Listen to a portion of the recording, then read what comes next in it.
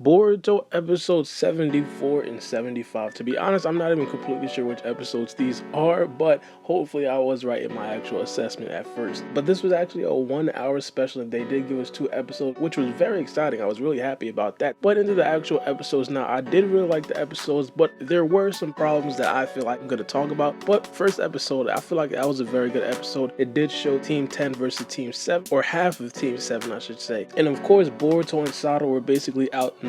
Now in that battle, we basically got to see some good fights. Now one of the first fights I want to talk about is Sarada versus Moegi. No one really expected Sarada to be at Moegi's level because Moegi is obviously a Jonin, but Sarada, she did hold her own a little bit. I mean, she did dodge a kunai attack, which I was like a little bit happy about that. You know, it just shows that, hey, Sarada's still getting up there. She's not completely at Jonin level yet, which no one really expected her to be there, but it just shows how she is and how she would fare versus a Jonin like Moegi. And speaking of Sarada Sharingan, a lot of people are asking me if Sarada is going to eventually get the second tomo in this arc. As you guys know, this arc is supposed to be extremely long. It's going to be a deep dive into Mitsuki, so it's probably going to be a huge plot, a huge problem in this arc. And I definitely say it is a very good possibility that Sarada would probably get her second tomo in this arc. It would probably be something very traumatic. She thinks that Mitsuki died, something like that. But the thing is that in the manga, Sarada still only has 1 tomo. There was a novel that said something about Sarada having 2 tomos, but to be honest, the anime has been doing a lot of stuff on their own, and I wouldn't be surprised if this would be something just like that. As you guys know, Boruto's Idojutsu in the manga, it's pretty much been non-existent, and even the first time we did see it in the manga,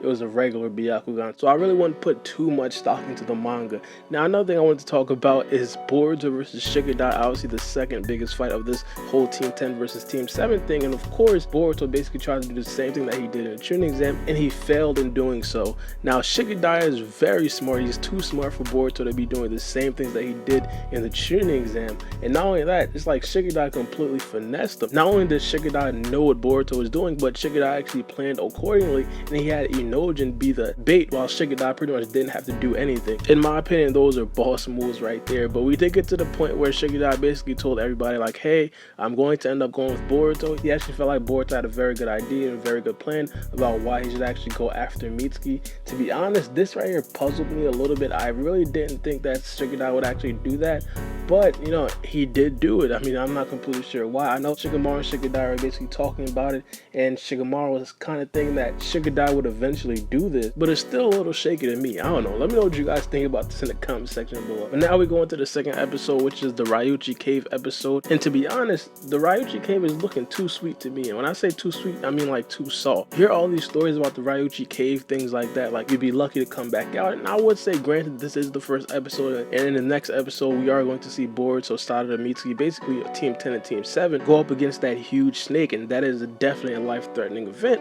But, you know, for the first, like, entrance, it really wasn't looking that tough. It did remind me of a couple of things as well, though. I remember when Goku actually was traveling along the Snake Way, or the Dragon Way. This is Dragon Ball. Some of you guys probably don't even know about this, but he ran into a snake woman, I think. He basically had to fight her off because she was trying to feed him a lot of food. Now, that's exactly what happened here. Another thing that this reminded me of was the second part. If you guys remember back to Naruto Shippuden, when Naruto first unlocked his chakra mode, he basically had to fight himself. He basically had to stand up to himself, and that's the same thing that Boruto did. Like, he didn't necessarily stand up to himself, but he stood up to all the negative thoughts in his head, and he basically figured out like, yeah, this is exactly what I want to do no matter what.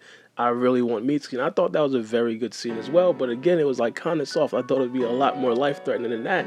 And then the last one was the puzzle thing where Boruto basically had to just fit a bunch of jewels into the cave wall. I mean, that wasn't really anything life-threatening, but again, as I said, the next episode should be a lot more life-threatening than this one. Now, there's a couple things that I do want to say that, you know, there's a possibility that Boruto, Sarada, and everybody else there might have to end up getting a little bit of Sage Chakra, and I'll definitely make a full video about this in the future. It is said that if you go to Ryuchii Cave, you have to be injected by some natured energy, and a lot of people do not survive that, but if you do survive, you'll be good. Now, I don't know if Ryuchii Cave got softer since Naruto Shippuden and Naruto, but that was basically the idea back then. But let me know what you guys think about these 2 episodes in the comment section below, man. There was a lot of stuff that came out in the past week where I didn't upload, and I'll definitely talk about a lot of stuff. For example, the manga chapters that just released, I'll definitely make a review on that. And not only that, there was a bunch of spoilers that were released. You guys should definitely look out for that. But it's been your boy Baara B, and we out.